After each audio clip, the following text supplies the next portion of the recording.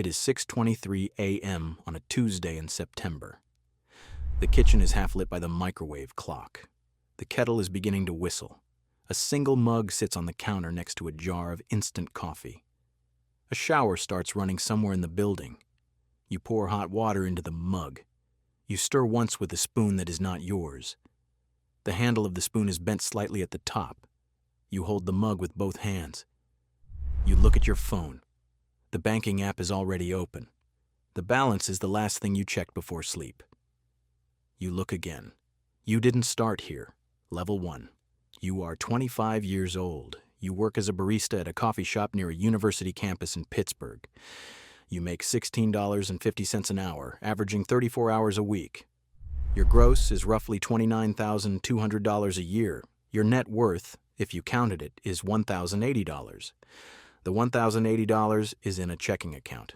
The checking account has no minimum balance fee because you signed up for the college student version and never switched. There is no savings account. There is no retirement account. Your employer offers a 401k. You have not enrolled. HR sent a reminder email 11 months ago. You filed it under read later. Rent is $720 for a room in a 4-bedroom apartment. Groceries are $180 a month because you eat shift meals 4 days a week. Your phone is $45. Your share of utilities is $60. Student loan interest is paused. Your credit card has a balance of $1,840. The card's balance is higher than your net worth. You are technically underwater. You do not use the word net worth. You use the word balance. The first rule: at this level, wealth is not a number you track.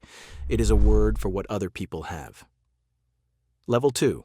You are 34 years old. You work as a project manager at a healthcare IT company in Columbus.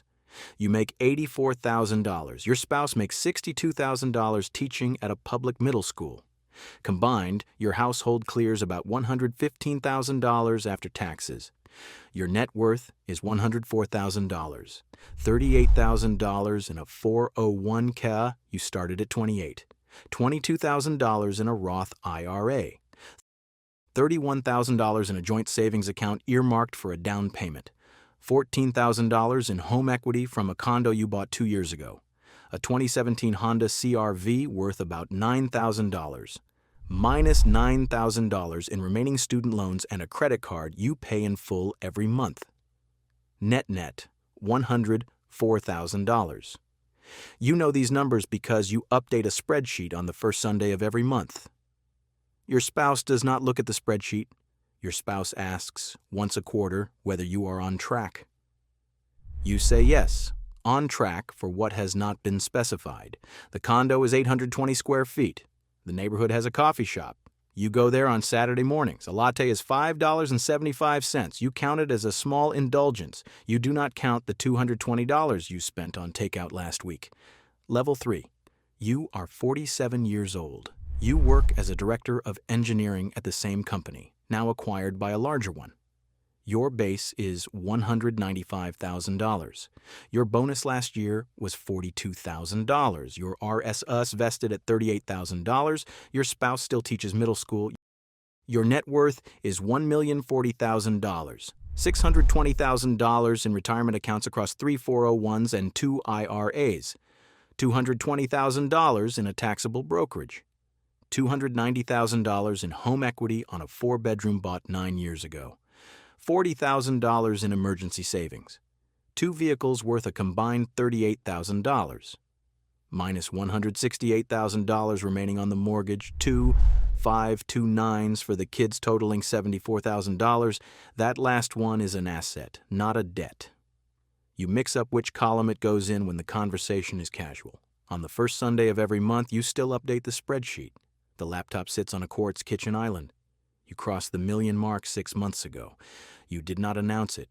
You have not told your spouse. You have not told your father, who retired with about $140,000 in total assets. You told your spreadsheet. You bolded the cell. The second rule: the first house you own tells you what class you were born into. The second house tells you what class you are becoming. Level 4. You are 54 years old. 3 years ago, you left corporate to co-found a healthcare analytics startup. The Series C closed in June. The secondary cleared $4.1 million into your account after federal and state.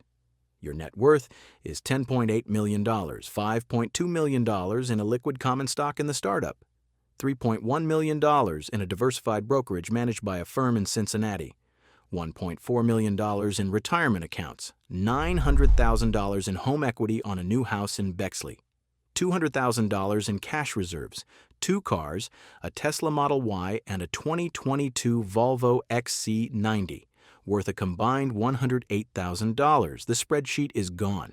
It was replaced last year by a quarterly statement from a wealth manager. The statement runs 22 pages. You read pages 1 through 3. You file the rest. Your older child is 19 at a private liberal arts college. Tuition is $71,000 a year. You pay it from the brokerage without ceremony. Your father's entire retirement fund would cover 1 year of one child.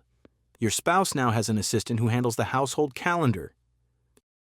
You met the assistant's parents at a dinner last year. You do not remember their names. Level 5. You are 62 years old. The company was acquired by a public healthcare conglomerate for $1.1 billion. Your stake, after earnout and dilution, cleared $106 million net. You signed the paperwork on a Tuesday in a conference room on Park Avenue. Your net worth is $118 million.